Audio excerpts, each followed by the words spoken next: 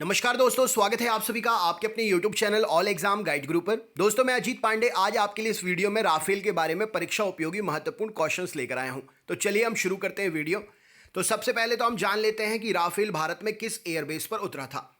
तो राफेल भारत में अंबाला एयरबेस पर उतरा था। अंबाला एयरबेस को गोल्डन एरोज के नाम से भी जानते हैं और ये 17वीं स्क्वाड्रन के अंतर्गत आता है। ये क्वेश्चन आपसे पूछा जा सकता है कि अंबाला एयरबेस को किस नाम से जानते हैं, अन्य नाम क्या है और वो किस स्क्वाड्रन के अंतर्गत आता है। तो 17वीं स्क्वाड्रन के अंतर्गत आता है और इसका अन्य नाम है गोल्डन एरोज। अच्छा, बात करें राफेल के बारे में तो भारत में 36 जो राफेल लड़ाकू विमान आएंगे उनकी क्या स्थिति रहेगी वो आपको बता देते हैं।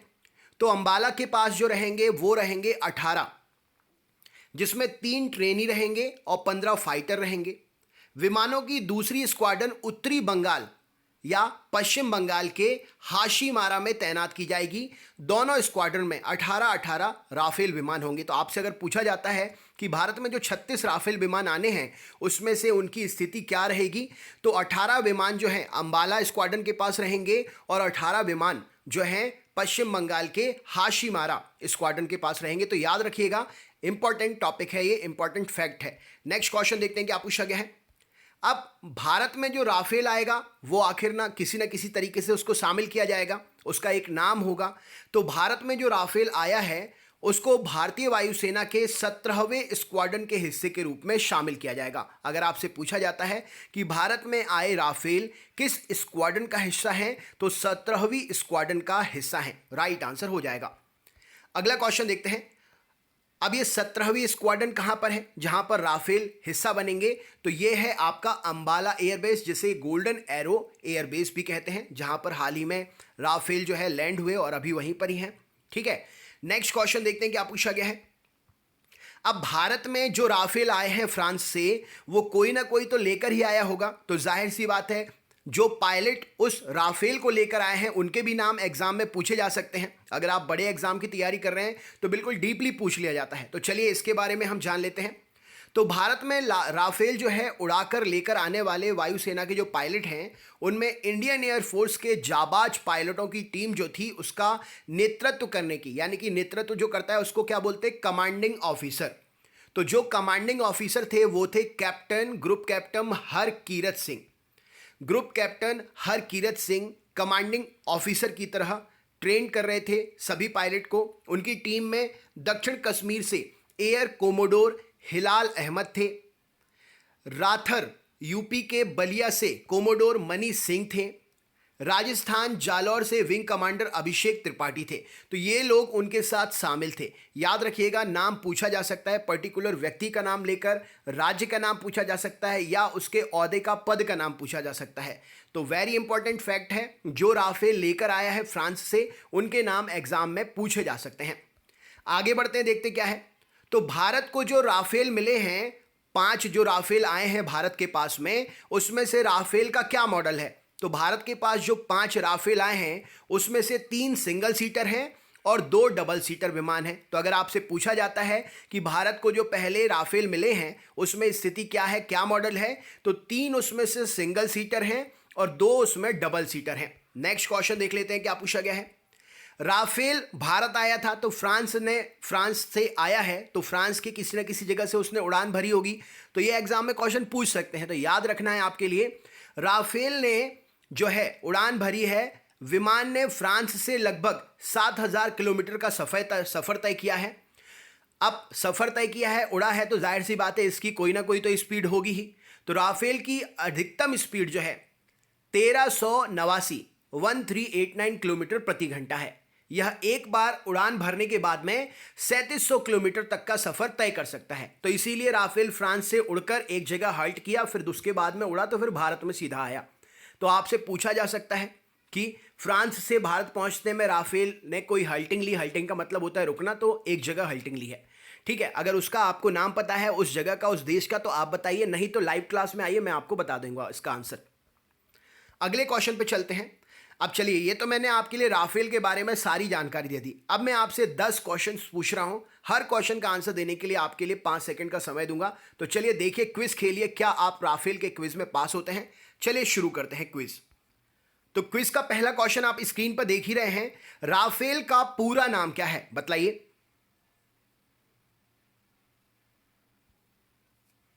चलिए देखते हैं।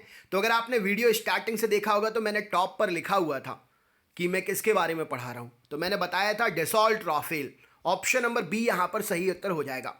नेक्स्ट क्वेश्चन देखते हैं क्या पूछा गया है, ये रहा स्क्रीन पर। राफेल जब बना था तो उसने सबसे पहली उड़ान कब भरी थी? राइट आंसर क्या है इस क्वेश्चन के लिए?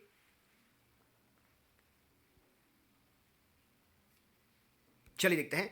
तो राफेल ने पहली उड़ान जो भरी थी वो भरी थी 4 जुलाई 1986। राफेल का जो निर्माण है उसमें ए श्रेणी का राफेल जो था सबसे पहले उसने उड़ान भरी थी और एक 1986 में उड़ान भरी थी। उसके बाद में राफेल के सी श्रेणी के विमान ने 19 मई 1991 को उड़ान भरी थी। तो ये आपसे पूछा जा सकता है। नेक्स्ट क्वेश्चन देखते हैं क्या पूछा गया है, ये रहा स्क्रीन पर। राफेल का निर्माण कौन सी कंपनी करती है बताइए। चलिए देखते हैं। तो राफेल का निर्माण जो है option number Dassault aviation, France की कंपनी है डसॉल्ट एविएशन, ये राफेल का निर्माण करती है। दोस्तों बहुत मेहनत से क्वेश्चन सेट पेपर बनाया है, ज़्यादा से ज़्यादा ज़रूर शेयर कर दीजिएगा कि हर एक स्टूडेंट तक ये राफेल की जानकारी पहुंच जाए। अगला क्वेश्चन देखते हैं क्या पूछा गया है। राफेल कितनी श्रेणियों में, कितने मॉडल में बनाए जाते हैं? अभी मैंने आपको बताया ना ए श्रेणी और सी श्रेणी, इसके अलावा भी कौन सी श्रेणियां होती हैं बताइए।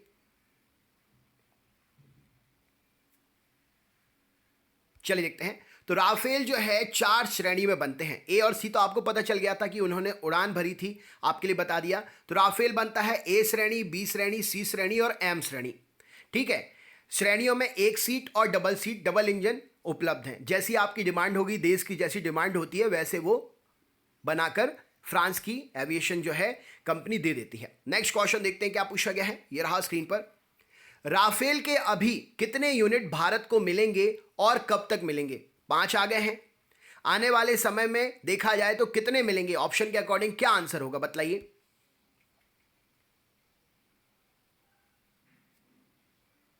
चलिए देखते हैं। तो राफेल के जो है भारत को 36 यूनिट मिलेंगे और ये सभी 36 यूनिट 2021 के अंत तक मिल जाएंगे।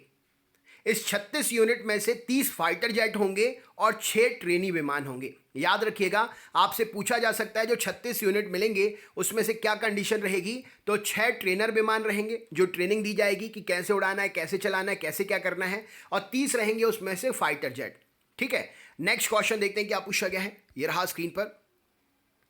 भारत में जो राफेल आ रहा है तो फ्रांस की कंपनी ने बोला है कि हम कुछ राफेल अपने फ्रांस से बना के आपको देंगे, बाकी कुछ भारत की ही हिंदुस्तान एरोनॉटिक्स लिमिटेड के साथ मिलकर बनाएंगे, उनके साथ भी राफेल का मॉडल साझा करेंगे। तो आपको बताना है कि फ्रांस की कंपनी ने हिंदुस्तान एरोनॉटिक्स लिमिटेड के साथ मिलकर कितने राफेल बनाने को भारत में ही बोला है। राइट आंसर क्या है बताइए। चलिए देखते हैं। तो यहां पर सही उत्तर हो जाएगा, फ्रांस की कंपनी ने 108 राफेल हिंदुस्तान एरोनॉटिक्स लिमिटेड के साथ मिलकर भारत में ही बनाने को बोला है। फ्रांस विमान बनाने की पूर्ण तकनीक का हस्तांतरण भी भारत को करेगा, यानी कि कैसे विमान बनते हैं, क्या उसके कल पुर्जे होते हैं, मॉडल क्या है, ये भी फ्रांस भारत को बताएगा, ट्रेनिंग देगा। नेक्स्ट क्वेश्चन देखते हैं क्या पूछा गया है। राफेल खरीदने वाला भारत कौन से नंबर का देश है? अब राफेल बना है तो कोई ना कोई देश तो खरीदा होगा, भारत कौन से नंबर का है बताइए। चलिए देखते हैं। तो राफेल खरीदने वाला भारत जो है 4थे नंबर का देश बना है। राफेल की ताकत हासिल करने वाला भारत दुनिया का 4था देश है। फ्रांस के अलावा मिस्र और कतर के पास में भी है। तो देखो, मिस्र, कतर, फ्रांस और भारत, हो गए ना 4 देश। नेक्स्ट क्वेश्चन देखते हैं क्या पूछा गया है। राफेल किस पीढ़ी का विमान है? आप पढ़ते हैं ना कंप्यूटर, इस पीढ़ी का कंप्यूटर। अब अपग्रेडेड सिस्टम जो होते हैं उनको किसी न किसी पीढ़ी का बताया जाता है। तो राफेल किस पीढ़ी का विमान है? क्या उत्तर हो जाएगा बताइए, किस जनरेशन का विमान है? चलिए देखते हैं। तो राफेल जो है 4.5 जनरेशन का एक लड़ाकू विमान है। राइट आंसर हो जाएगा ऑप्शन नंबर बी, राफेल लड़ाकू विमान 4.5 जनरेशन का विमान है। एग्जाम में मोस्ट इंपॉर्टेंटली ये टॉपिक पूछा जाएगा, इसको 2-3 बार देखकर याद कर लेना और अपने दोस्तों तक भी शेयर कर देना। अब राफेल है, लड़ाकू विमान है, तो इसमें जो क्रूज मिसाइल लगी होती है जिनसे मारक क्षमता देखी जाती है, तो क्रूज मिसाइल की मारक क्षमता कितने किलोमीटर की है? क्या उत्तर हो जाएगा बताइए।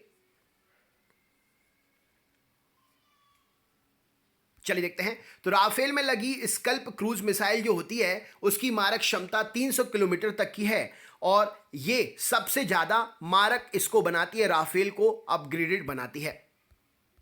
तो दोस्तों ये थे राफेल से जुड़े हुए कुछ इंपॉर्टेंट तथ्य जो एग्जाम में मोस्ट इंपॉर्टेंटली आपसे पूछे जाएंगे।